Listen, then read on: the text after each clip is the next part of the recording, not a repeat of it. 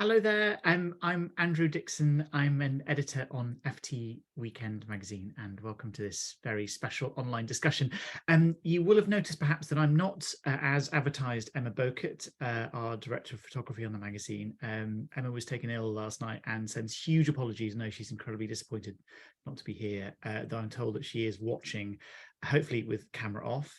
But I am delighted to be here nonetheless. I work very closely with Emma on our photography coverage, especially our coverage of Photo London. And so it's a genuine special delight to be here for this online event. The connection between the FT and Photo London goes back a long way. It's one of our most important relationships, and we're always thrilled to showcase photography and photographers of all kinds and from all places. We produce a special issue for the fair each year. And it's been wonderful to work with so many artists over the years. So it's great to be back here again. Today, this evening, we are especially honoured to be speaking about highlighting, showcasing the work by the Information Front, a series of different publications produced in Ukraine by Ukrainian photographers, founded as a countermeasure to false truths and propaganda. And its big aim, I guess, in a way, is to bear witness to life in this conflict zone, particularly given the events we all know about in the last year.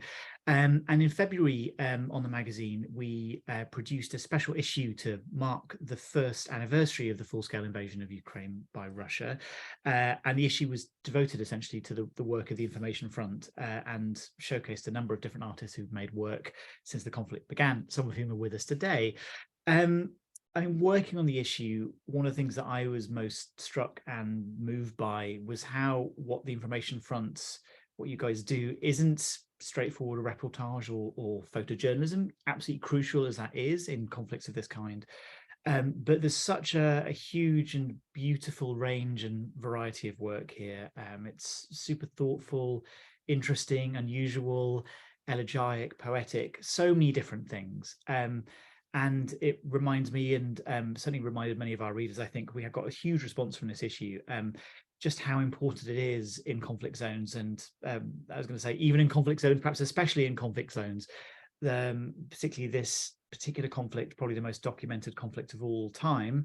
It's so important that artists get space to respond and are responding so interestingly to what's going on. I won't say very much more. Two very quick things before I hand over to Donald and the artists here. We have done, as usual, a special edition of the magazine celebrating Photo London, which went to press about 3.5 hours ago. It'll be on newsstands on Saturday, so please do pick it up before the festival if you can, and lots of it will be online as well. And also this evening, this is basically the last you'll hear from me pretty much, apart from I'll be looking after the Q&A at the end. So there'll be a discussion with the artists. We'll look at some of the work, explore some of the things that we showcased in the magazine. But I'm sure you have questions, so please do put them into the Q&A box, which is not the chat box, confusingly, or maybe very simply, maybe it's just me. If you post your questions there, we'll be able to see them, and I'll select and I'll read out as many as we can. And I think we probably have about 10 or 15 minutes at the end for questions. So that is the last you'll hear from me. Donald, over to you, and please do introduce our artists. All right, thank you, Andrew, for inviting us and allowing us to participate in today's talk with Photo London. Just a quick sort of introduction about me. My name is Donald Weber. I'm a photographer, and together with Kateryna Radchenko and a third member who's not with us today, Christopher Nunn, the three of us are this sort of informal collective called the Information Front, which, as Andrew has already stated, is kind of, let's say, a loose affiliation of a publishing endeavor that sort of has multiple purposes.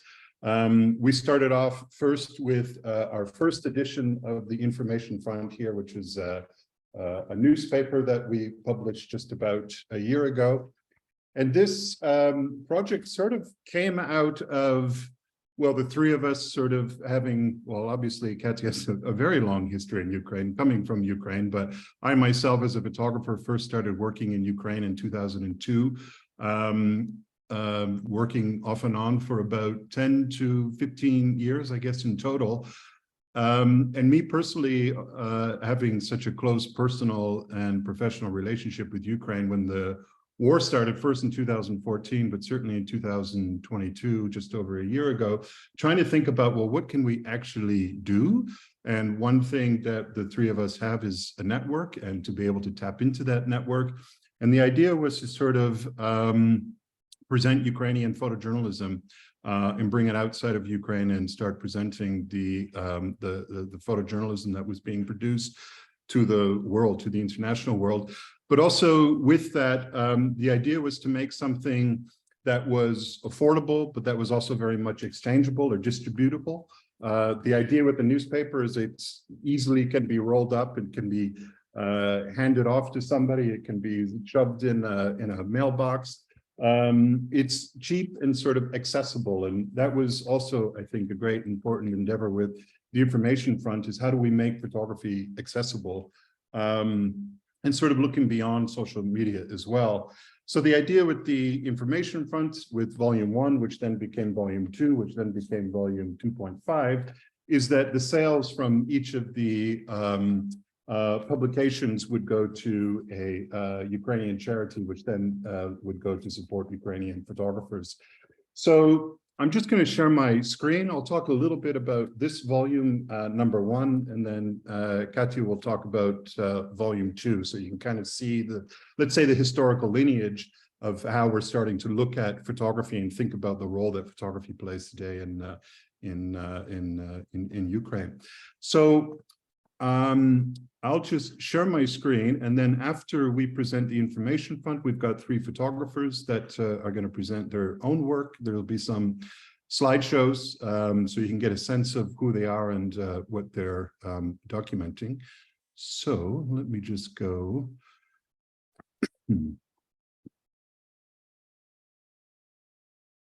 Okay, so here we are. We are the information front, as I said. Feel free to follow us on Instagram. There are still copies of volume 1 and volume 2 left. And as I said, all 100% of the profit from the sales of the publication actually goes back to Ukrainian charity. Katya can talk a little bit more about where the funds are headed towards, as it's sort of in process right now.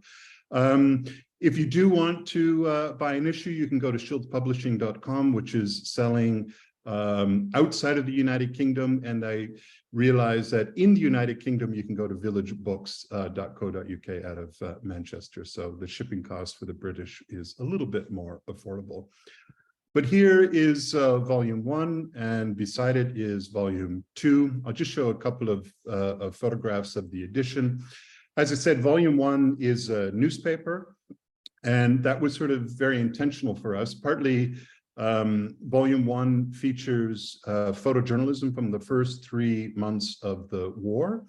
And it also features photography from all across Ukraine. So from the west in Lviv, in the east to Donetsk, in the north and to the south. And the idea with that was to sort of have geographic coverage, but we also have all kinds of different photographers who have responded, who picked up their cameras in the shadows of February 24, 2022.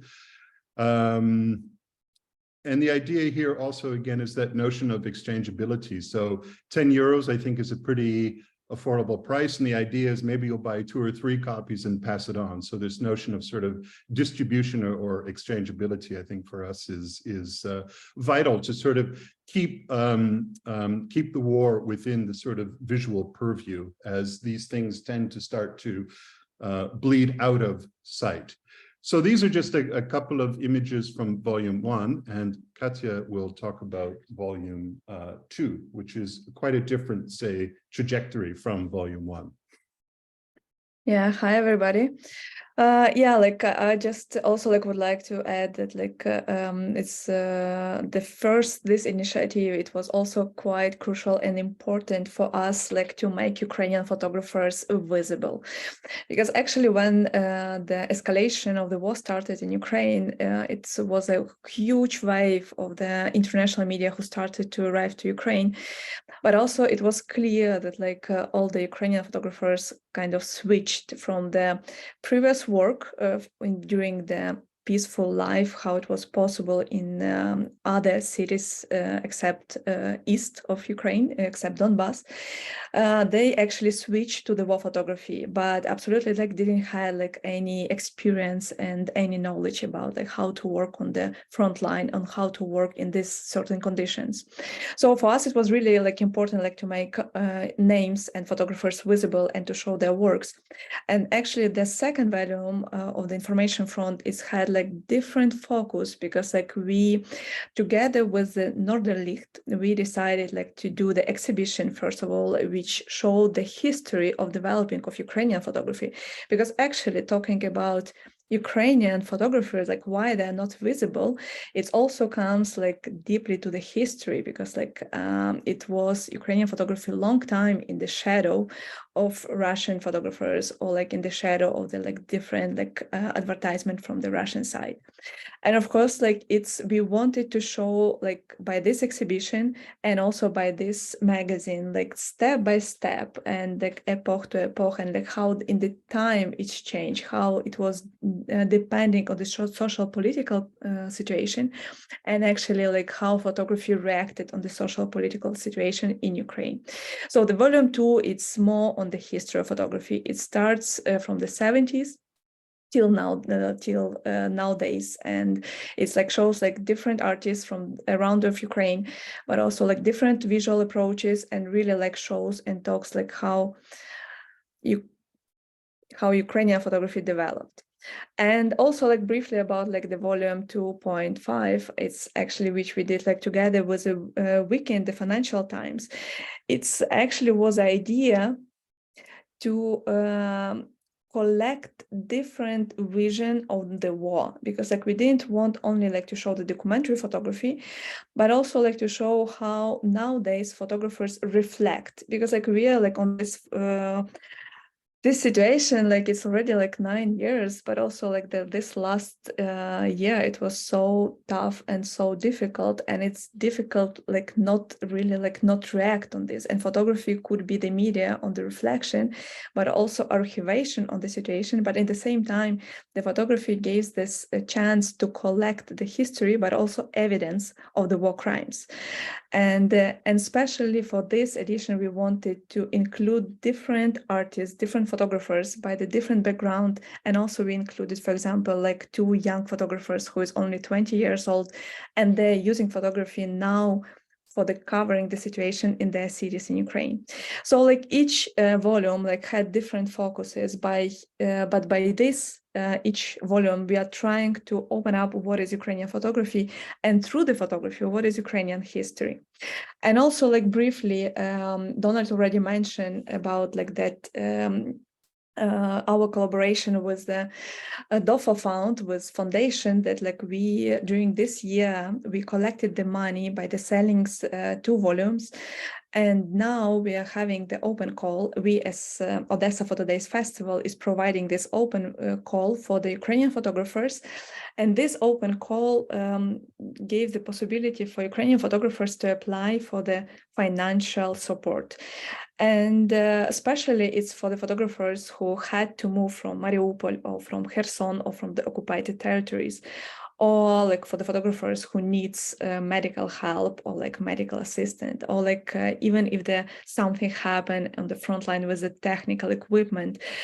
Actually, like we are trying to really like to support Ukrainian photographers by this fund, by the giving this small help, like small financial help, which of course like it will be something small, but maybe this small can keep the photographers for their professional work, and like really like support them in this time, because like some of the artists like have like working already for the international agencies, but like some of them are still working only in Ukraine, or like lost their jobs because of the war, and it's crucially to support them these days.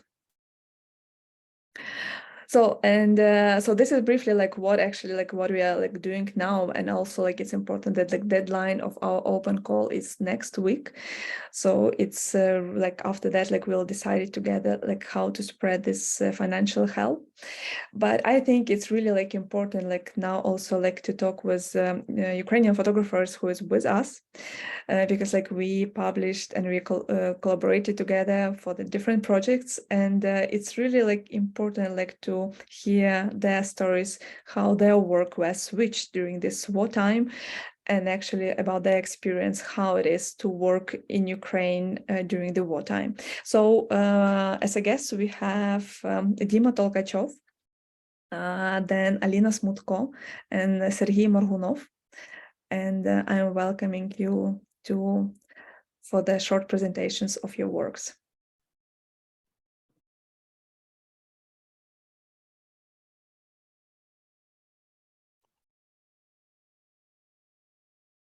Yeah, Donald will help with showing the slides. And before this, I also like one small comment, which is important because, as I mentioned, like during this year, we had a lot of international photographers arrive to Ukraine to make the war visible. But also, it's important to see the difference, because it's important like to see what's going on in Ukraine from the different perspectives, but also it's clear that like for the international photographers, this is like came for the short time and to cover the situation for the short time, and this chance and possibility after this to be back home and to stay in the safe place with the family and to have a rest. And it's completely different story for Ukrainian photographers, because this is no vacations, no single day without war, and this is completely different conditions of work. And of course, like it's different access to the stories, and this is different emotional state regarding to the what's going on. And of course, all these cases, it has different approach on the work. So could you please share your approach and your experience, Dima? Hi, everyone. My name is Dima Tolkachov. I live and work in Kyiv. Well, I'm not actually a photojournalist. I define myself as a visual artist who uses photography as a medium. But I started taking photos of the war in April. I'd like to show you five projects of mine that I created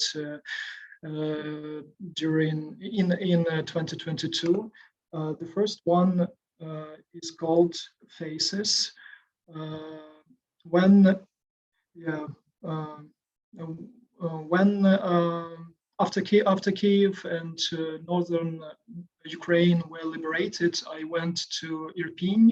It's a small city in Kyiv suburbia, to document the portraits of the war. But when I came there, I felt that I could not take images of people.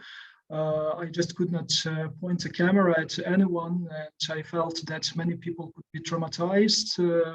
So I didn't want to invade their personal space. That's why I decided to take portraits of the war in a metaphorical way.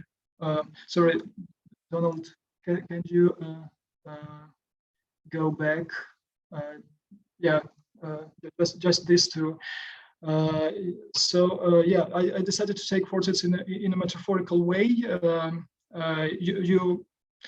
I think you all know that we can perceive three dots as a face, and we can even interpret it as expressing a particular emotion: happiness, anger, pain, and so on. So this phenomenon is called pareidolia. And I started searching for combinations of holes made by bomb explosions that resemble human faces. It was my way of shooting portraits war without intruding on others' personal space. We can go on to the next. Yeah, the next project is called Familiarity Breeds Comfort. These images logically stem from the previous one. This project is also based on the human ability to perceive familiar images in random objects or patterns. So when visually exploring Kiev and Kiev suburbia affected by the war, I felt that checkpoints, sandbags, burnt cars, and destroyed buildings have an uncanny ability to draw attention, yet trigger anxiety and cause fear when seen for the first time. But I also felt that when I see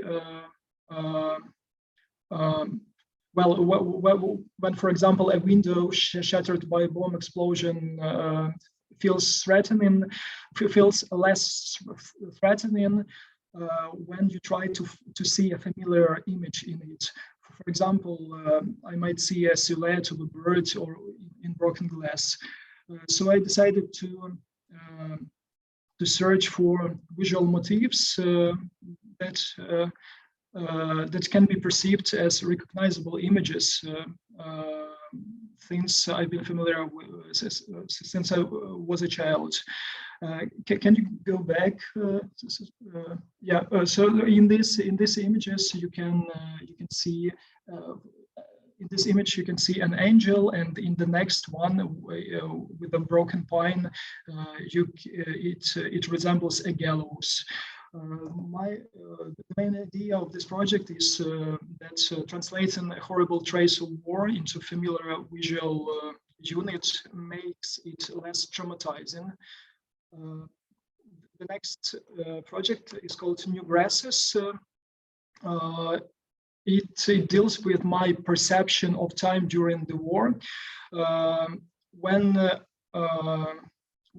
I visually scanned the wrecks of a destroyed store, I noticed that some of the fragments were lying on green grass, and the sprouts of grass found their way through the holes.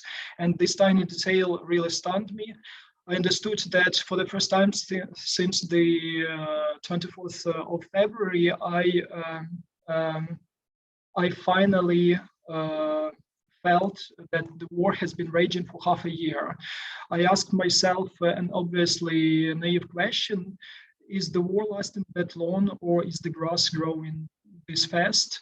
And I remember that it was still hard for me to accept that I was living in a new war reality. It seemed that the war would end very soon. But when I saw the grass sprouting through the holes, I decided that I had to finally adjust to the new sick reality of the war, just like grass adapted to the scattered fragments in search of light. The fourth project is called Safe Threat. On August 24th, Ukraine celebrated Independence Day, and the authorities arranged a show of destroyed Russian military machinery. This attraction lured thousands of passersby. And when I walked down the aisles of destroyed tanks, I often saw young boys staring down the barrels. They seemed like playing You Would Not Dare or watching a horror film. And the game really resonates with a feeling the key of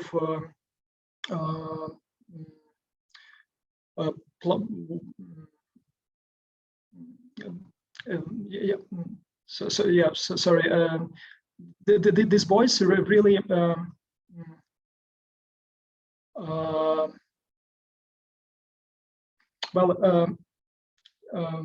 okay. After the north of Kiev was liberated, Kiev regained some semblance of normalcy, but it was a really deceptive feeling. And these boys peeping into barrels of tanks really epitomized that feeling. we can go to the first, to the fifth project. It's called Return in the Light. The autumn proved that feeling of relative safety was pleasant yet truly dangerous, because Russia rained hundreds of missiles on Ukraine's energy infrastructure, causing rolling black clouds all over the country. And in this project, Return in the Light, I attempted to find psychological resources to think positive and to be optimistic. My idea is that absence is never absolute. If anything is absent right now, it means that it will be present in the future. So I decided to return the light to Kiev street lamps. I highlighted street lights with my flashlight and took pictures of them. It was quite obviously quite an absurdist gesture. However, in a few months, when the Russians wasted their missile potential while Ukraine got new air defense systems, the light finally returned to the streets of Kiev. Thank you. Yeah, that's it.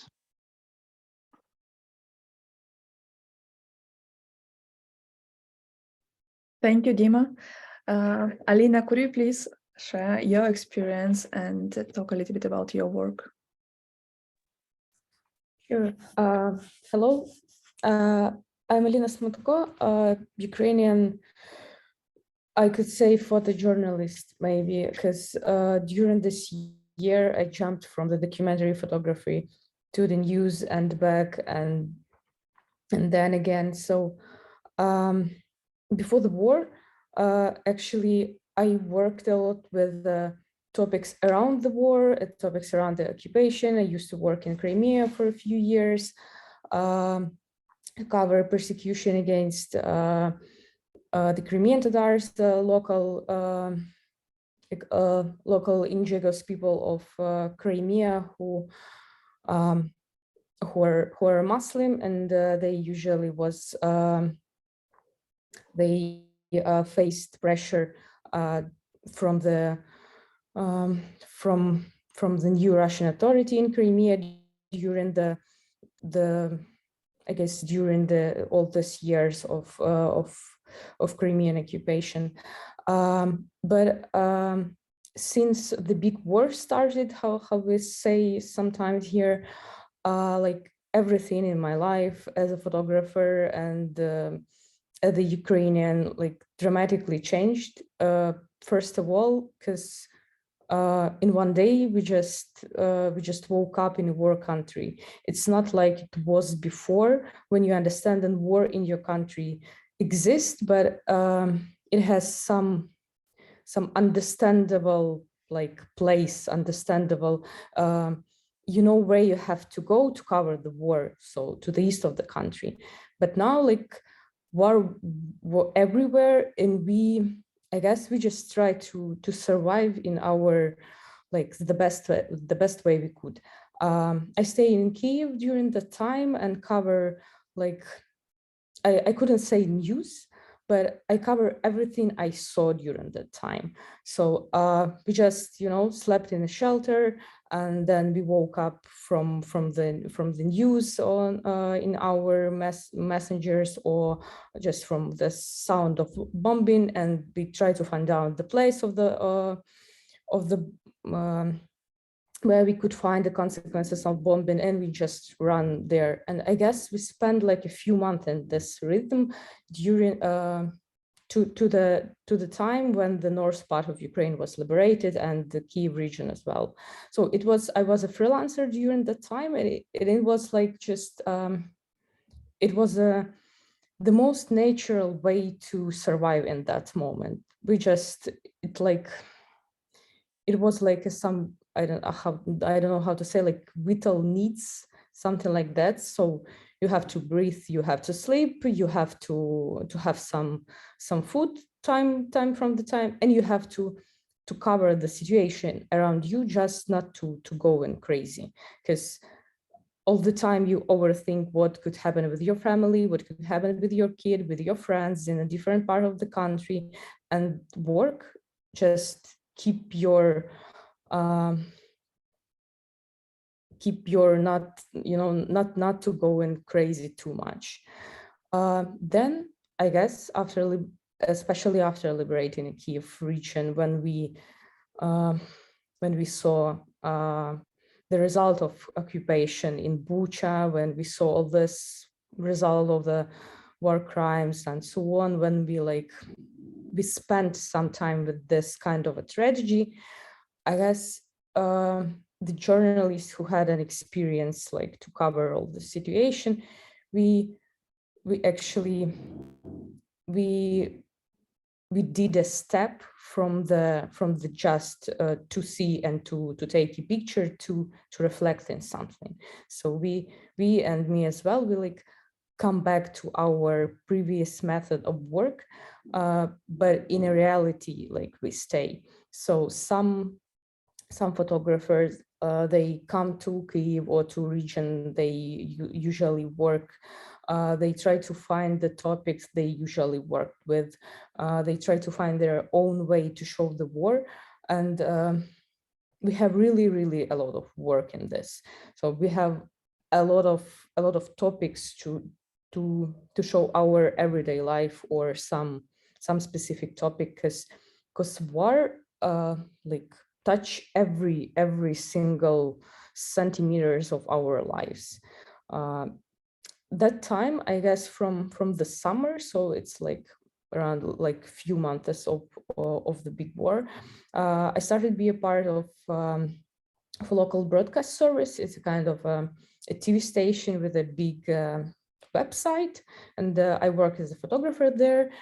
And that time, I combine partly news work. For example, this picture is a picture from the hospital in Kremenchuk right after the hitting a shopping mall there. So it was really the big tragedy at that time, because I guess we have more than 40 people killed in the shopping mall. We just just follow the situation, because for me it was my way to show my empathy as a journalist, as a human being, and to feel even this this part of experience of those people who survived in this, to show them we are, as a media, we want to help, we want to support, we want to show the consequences as much as it could be possible. So that time, sometimes I covered the news, sometimes I covered the situation after and after. So for example, this picture is from Chernihiv. That's just the apartment which was destroyed in a match, but we come there in autumn to look how rebuilding process is going on. So spoiler, in this region, rebuilding is quite in a bad situation, unfortunately. So, and people just try to manage in their totally ruined apartment something by themselves. But also,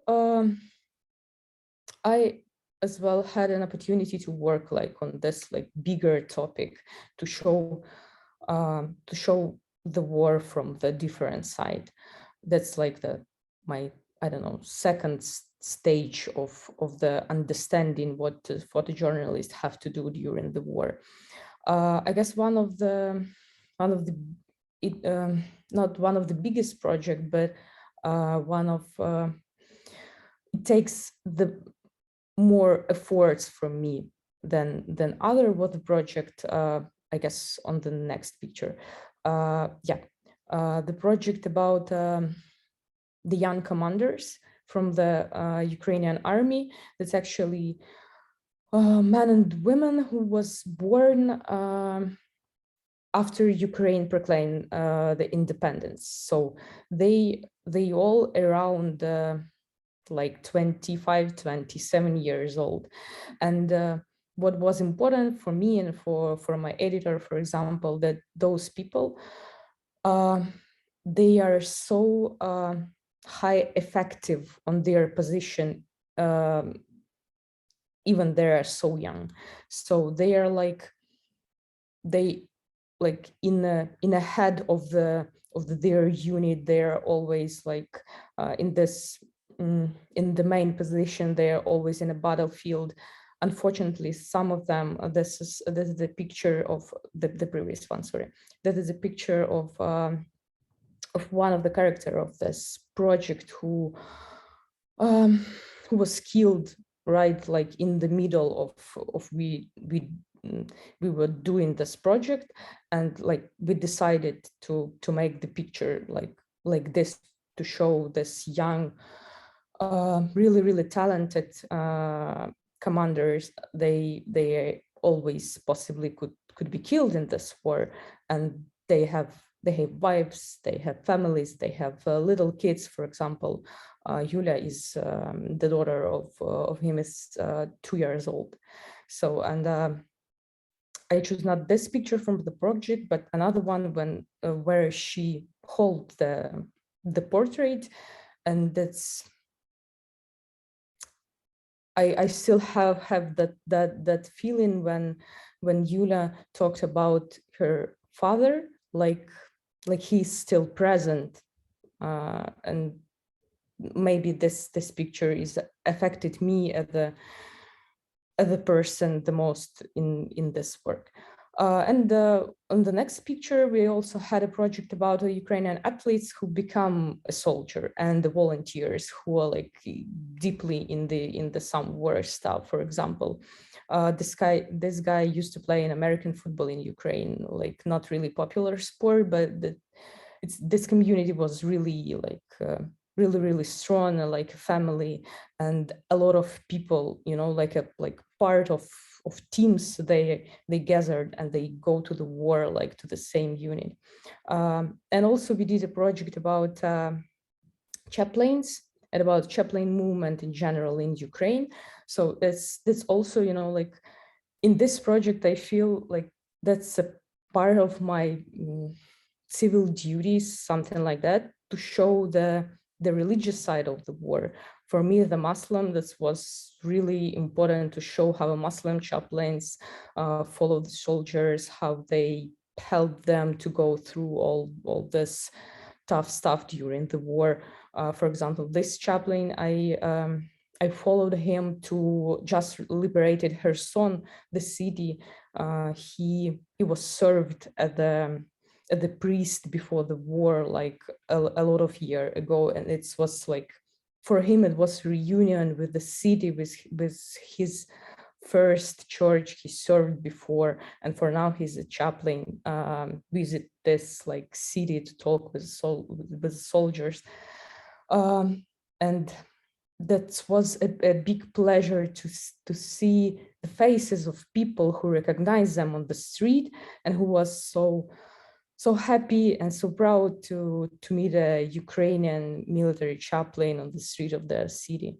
And I want to talk a lot about this picture. This is one of the portraits I prepared to the project, like about a year of the war. This is Yevhen. He's photographer from Mariupol, and he picture this background beside him. That's his home, his this building blocks. His apartment was in this house, and it was destroyed by the Russian bomb in Mariupol, and that's like kind of his picture of his home, like the last one. And he told a lot of really like amazing stories, how he saved this picture and how he bring this picture to Kyiv through all of this Russians checkpoint, when he hide this compact flash, like with real risk of his life. But what I also have to say, when we work, okay, that's my experience. When I worked about all this project, you keep in mind, like, you can't plan anything actually as a photographer as you planned everything before, because you have to understand, like, if tonight something like fall down, like any rockets in Kyiv or surround, so any your plans about any your meetings, you're like covering something just canceled. So you have to understand, you still following the situation, you still following the news, and do you want it, or if you don't want this, you still like you stand a little bit on this position of a news photographer who have to cover the situation, just to,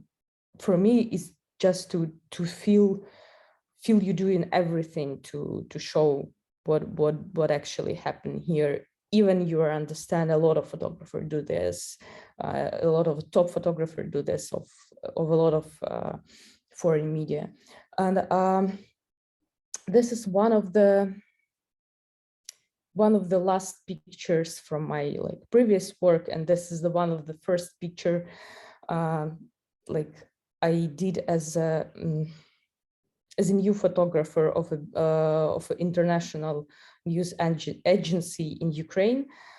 So for me, it's kind of everything like is looping a little bit. So I started from a cover of the war, as in just follow the news, and I ended up with it. So for now, I covered the war as a news photographer as well, but not as a freelancer, but as a part of a big international team.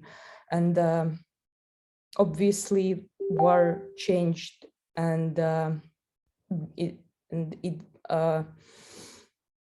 and our lives changed for this stages. Like I guess we used to live in any condition, without electricity, with electricity, without internet, with like really in any condition. And I guess as for me, the covering of the war also like rule changed for me a little bit. Like I have to understand, like maybe it's different on the audience, but what I guess what the point I always come back to it, that everything I do, it just my way to be useful for Ukrainian society as well.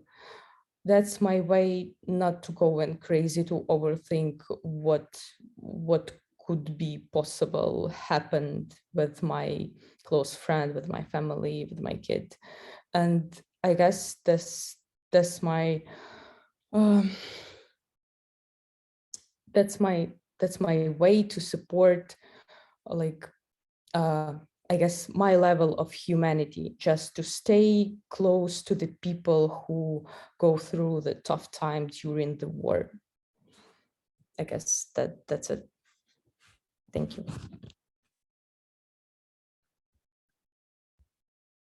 Hi, Thank you. everyone. Thank you, Dima. Thank you, Alina. My name is Sergei Morgunov. I'm a photographer based in Kyiv. In the past 9 years, I was covering Russian aggression in Ukraine, and I had some kind of evolution of this. And I would say this, the beginning of the full-scale invasion on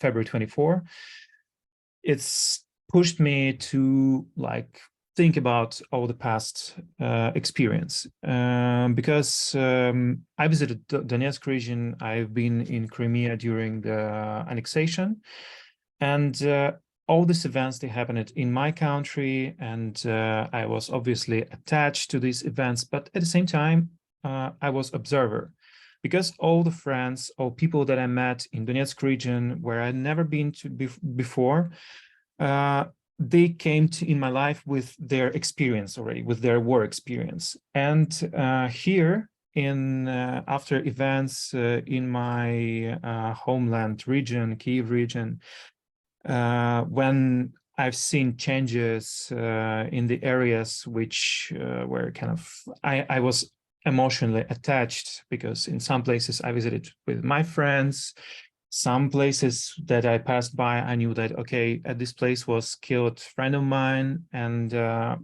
it's completely different understanding of this. Most of the images that photographers right now taking in Ukraine, it's I divide into kind of groups. Yeah, first one, it's about what is going right now. It's this documentary reportage, and documentary of like the places where war just was. It's about more about consequences of war, and I'm among of the people who are working right now on consequences. Here you can see the images which were not part of my assignments. It's more about my reflections, because when you going to the areas where everything already happened, it's really huge space for reflections. And I'm trying to fix some moments, like through prism of how I like getting through my like through my not empathy, but through my emotions. Yeah.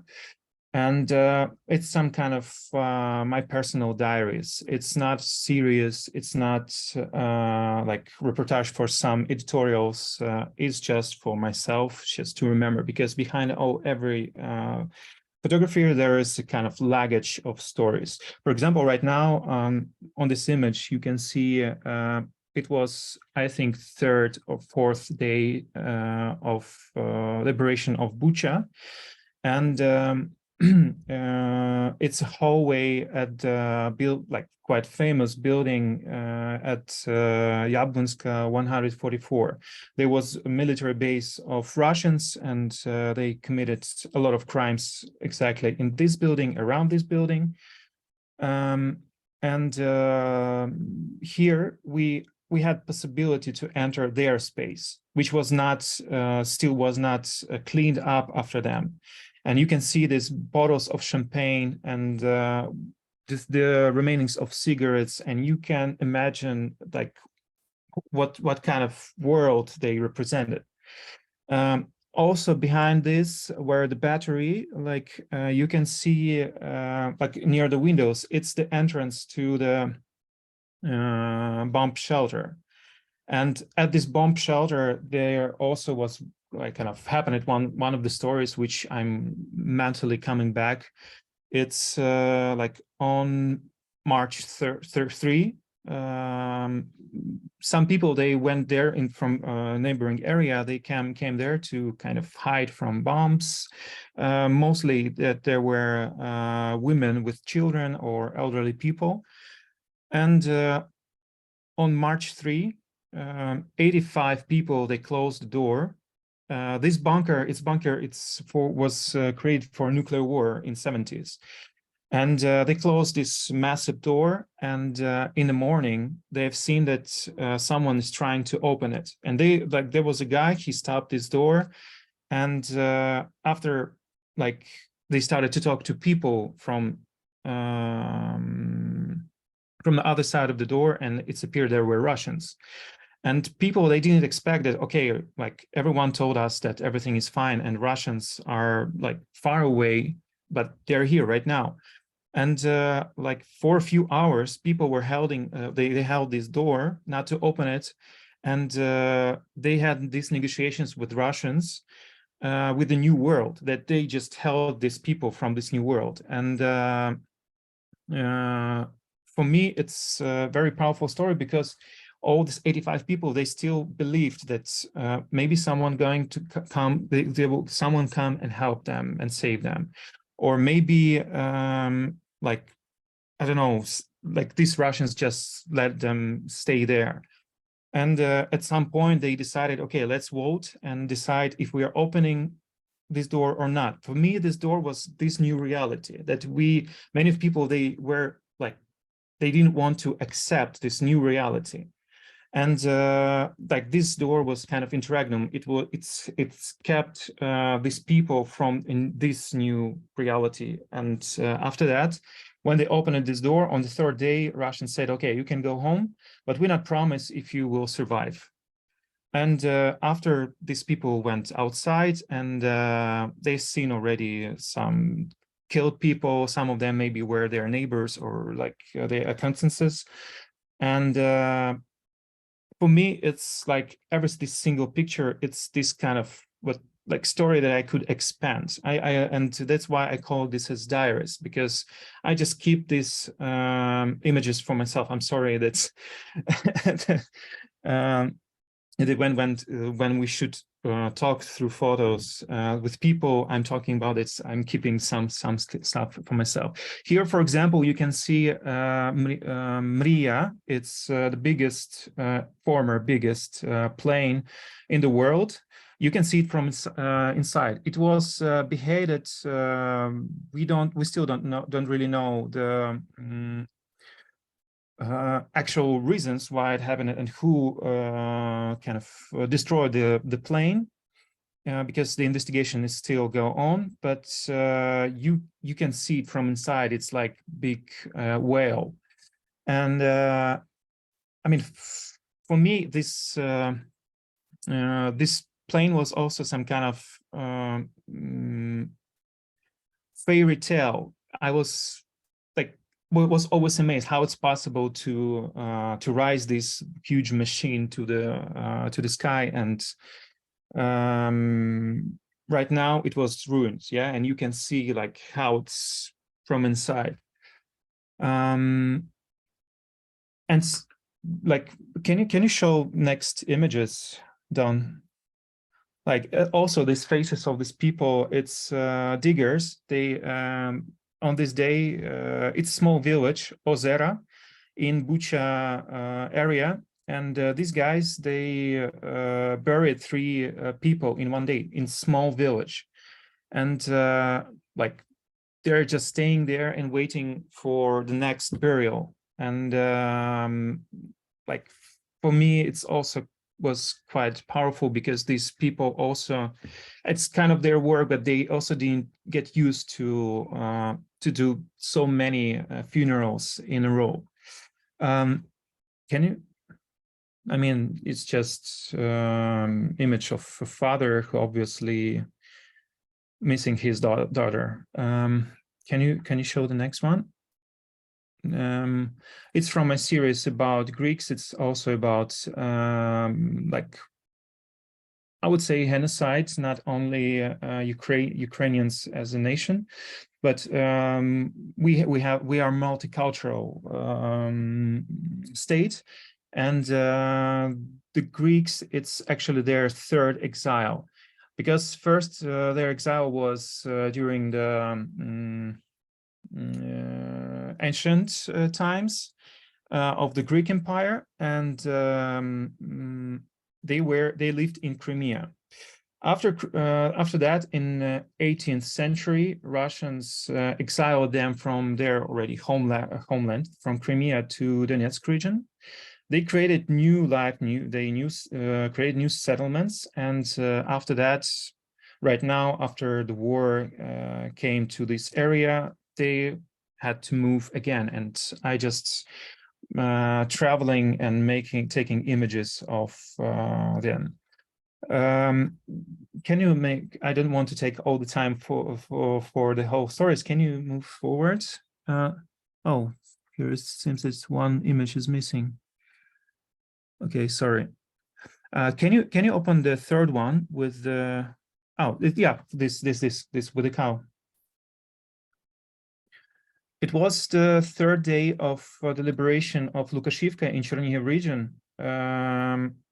I was one of the first journalists who went there, and like, with all these distractions that we already seen after we also experienced Bucha with all casualties there, still it was like huge shock that when we were in Lukashivka farm, the Russians, they killed like shot dozens of cows. They just shot them like day before they left the village. And for me, I still can explain for myself, okay, this what Russians committed in Bucha, killing people, they try to like to protect themselves, that people don't call Ukrainian army, whatever. But here they killed like dozens of animals, and it's just pure aggression against something that couldn't protect itself like at all.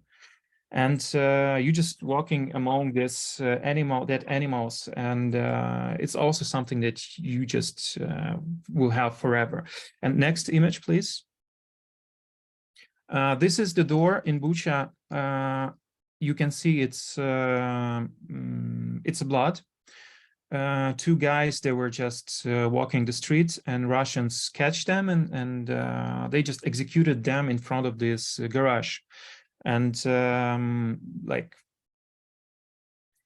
later, like a few days later, when I came to the same place, they were laying like small pieces of grass, because the owners, they like they were naive. They tried to clean up this with grass. And like, I mean, I can continue to talk about these images, because as I said, it's mosaics of experience, and like I still going through this, and I'm going to continue to make these short images. Maybe one day I will make a photo book about it, but I decided for myself that I'm not going to make any series, because I need some time just to go through this experience, new experience.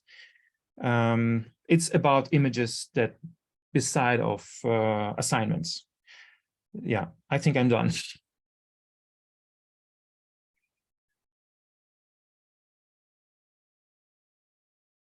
Thank you so much. It was really fascinating to hear from all of you. Just a note to the audience, we do have a few minutes for questions, so please do post them into the Q&A section of the box. There is actually one that's come in via email, which I wonder if I could ask maybe to Kateryna, actually, perhaps in terms of the organization of this whole project. And this actually is I'll just read it out. It's from someone who's been working with a project providing Ukrainians here in the UK with a platform to voice their experiences of the war, and what life is like for them when they've moved to the UK. The project, if you want to check it out, is called We Have Guests. And this person has heard many first-hand experiences of the war and how damaging it's been. I guess, and the question at the end really is, to Kateryna, maybe you could take it, which is, how has it changed in terms of the photographic representation of the war? Do you see differences? I know that you're talking about these two issues of the information front, and maybe the shift, initially perhaps it's more reportage, and then there's something a little bit more reflective. But what's your sense of that? How has it changed over the last year and a few months? Yeah, like I'll start, but also like if some of the photographers like would like to share their opinions, please. So on my opinion, I think like, of course, like what crucially changed is amount of the photography which we have right now, because like it's how I already mentioned, the war now touch everybody, and the photography, it's like not only the way of the archivation of the materials, not only on the news and documentary, but also it's a reflection, and this is possibility like to protect yourself, like to be busy, to reflect through the photography, and like to make this protection, mental protection for yourself. But like talking about the topics, I also like can say that like Alina mentioned that like if before it was like really like we know where's the line where the war is, and the line where it's better like not to cross it. Nowadays the war is everywhere, like we don't know when the next attack will be, when the next rocket can come. And because of this, of course, like it's not only about the photographers who is covering the situations, it's also about the people who is like taking the photos on their phones, and also like covering the situation by their phones while they're on the spot. So it's really like different approach how to show, how to talk about the war. from one side, but also like now it's like much more, let's say, globally, and like it's really like more people like making the photos and like really like covering the story by now, which is like from the vernacular photography to the professional approach. And Alina, maybe perhaps I could ask you the same question. You said this really interesting thing about feeling impelled, that you were just being drawn to make work about this conflict, and I can see other people nodding as well. But how has it changed for you in as the course of the conflict has gone on? Do you feel different things about representing what's happened? Can you explain your question once again? What changed in what? What's changed for you, I think, in the kinds of work that you're making? I guess there are a lot of changes, especially in the rhythm work, especially in the methods of work, and I guess, yeah, that's the main point. What changed, that before you have this home spot, and you go from this spot to an assignment somewhere, to Crimea, to Donbas region, and you come back to your family, and you have some time to realize what you did, to select, to edit, something like that. But now we are living inside of assignment all the time, and you don't know when it happened. I go to bed, and usually I prepare some clothes and my cameras like in front of the door, in a case something happened during the night, and my editor will call me and say like, okay, you have to go to the subway to cover how the locals hide during the shelling, or the consequences of shelling like in your area. So you will be the first photographer there, you have to go like the first one. And sometimes I remember the time when I was really tired of this. I really wanted to get my previous life with this safe spot, with this safe place for me and for my family.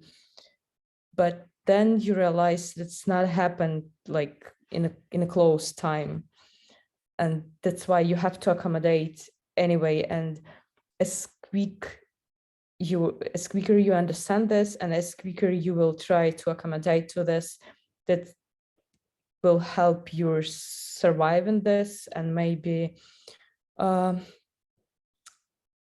don't know, this way of thinking could affect you less, like during all of this.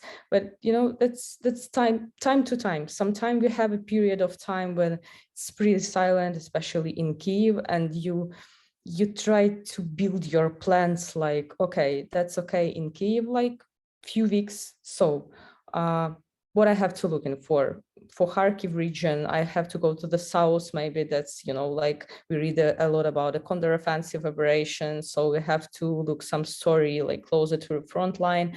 And when you come to the front line and something happened in Kyiv and everything like mixed up, and you have to deal with it. So everything unpredictable for now. And we are living in this. Thank you. That was so thoughtful. We have a couple of more questions. I know we're a little bit over time, but hopefully we can squeeze in just a few more minutes just to answer them. Perhaps one has come from Emanuela Mazonis. Hope I'm pronouncing that correctly. And perhaps I could ask you, Dima. I think this is interesting. The question is, how do the people you photographed react in front of the camera in such a traumatic situation? You were saying to us that initially you were actually avoiding pointing your camera at people. You didn't want to do it, but then we noticed that there are some images of people. They creep into I was thinking of the boys looking down the tank guns. Did you find that people reacted badly if you started photographing them, or did you try to avoid it? Just talk us through that fascinating challenge. I photographed those boys in quite a peaceful situations when they were playing around, and it felt like it felt like returning to street photography. I don't think they noticed me, and I tried to not to photograph. I tried not to photograph their faces, just this combination of what they were doing and the background and these barrels of the tanks.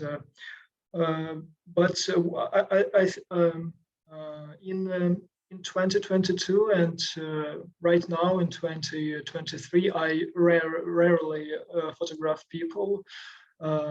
Actually, that series of boys staring into barrels of tanks, I think it was the only project that included people. I mostly focused on traces, on like material traces of the war.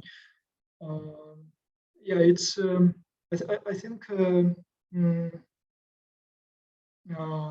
it's more challenge for me. I find it myself more challenging to photograph people. If I were in a different psychological situation, perhaps those people would be glad that they didn't mind being photographed. I don't know. That's yeah. That's I think the problem is inside me, in me. Yeah. Yeah. Thanks. Thank you. And hopefully we have time just for one more. Manuela says, thank you for sharing the answer. Just one last one, I think, from Oliver Mackenzie. And perhaps I could aim this at Segi. Does a sense of your own danger affect the style and content of the work that you capture?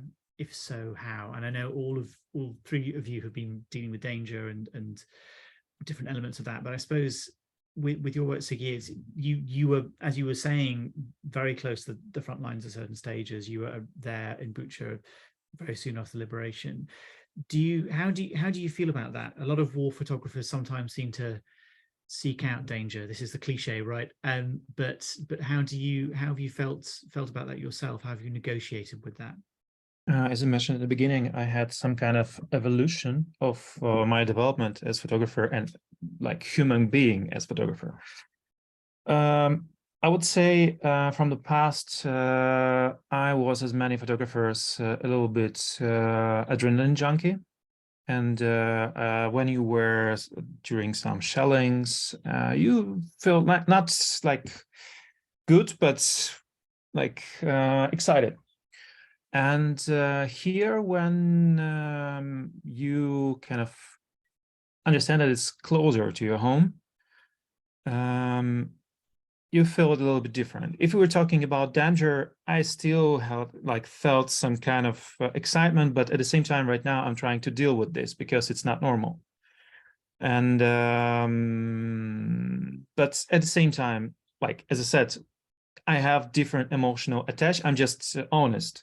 And I have different emotional attachment with what I experienced during like first part of the war in the past 8 years before 2022 and after. And after, like I really felt like it's like my parents are here, like my friends are here, my friends from my childhood are dying. And when you at the front line, you getting this a little bit different. How different? It's difficult to explain. It's just you more worry about your environment.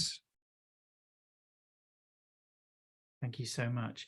I think we'll have to bring things to a close, but just before we go, first of all, thank you so much for everyone who's been involved in this, to Alina, to Sigi, to Dima, Katya, and Donald as well.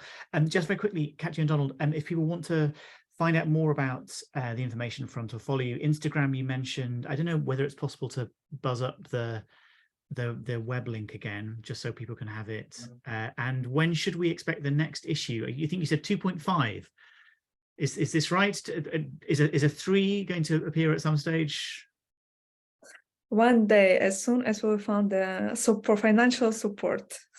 Yes, we've been, I should be remiss to say that each edition has been fully funded. So the first issue was supported by Pictorite and by Free Press Unlimited in the Netherlands. Volume 2 was supported by Noorderlicht in the Netherlands. That's what also enables us to make sure that 100% of the profit of the sales of all of the issues actually goes to the Depths of the Arts funds with this Photographers Fund. So if there is anybody out there that would like to support the Information Front Volume 3, I think we've proven we can do it, and we would love to sort of initiate a Volume 3, but we definitely need support, because that support is able to actually support photographers such as Alina, Dima, and Sergei. So any help that we can get actually goes back to those photographers to ensure that they can keep photographing the war. And I think it's most importantly that they are photographing it from their home and from their perspective. So yes, we would love to do a Volume 3, but we do need a little bit of help. But in the meantime, you can still buy Volume 1. You can also buy Volume 2. Our website is theinformationfront.com. There's links there. If you're outside of the United Kingdom, there's a link there where you can buy. If you're in the United Kingdom, you can buy it from Village Books in Manchester. And of course, you can just follow us also on Instagram, which is the Information Front as well. So please grab multiple copies and distribute them, because it's not only about, I think, raising money for photographers such as tonight's guest, but also to ensure that the visibility of the war is still very much prevalent. And as we said at the very beginning, to sort of counter these very strange anti-truths that seem to sort of percolate in the atmosphere today as well. So I think this the photographers such as the 3 today have all shown the absolute relevance and necessity of photojournalism documentary, but also a personal approach of how photography can actually activate and ensure visibility. So yes. Brilliant. Thank you so much for sharing that. And yes, and I literally just searched, if you just search on Google for the Information Front, you'll get straight to the website. So no excuse. There's a way for those of us who aren't in Ukraine to get involved. Thank you so much again to everyone who's been involved in the discussion. So fascinating and such interesting and powerful images. Stay safe, and people in Photo London, hopefully we will see you very soon. Have a good evening. Bye. Yeah.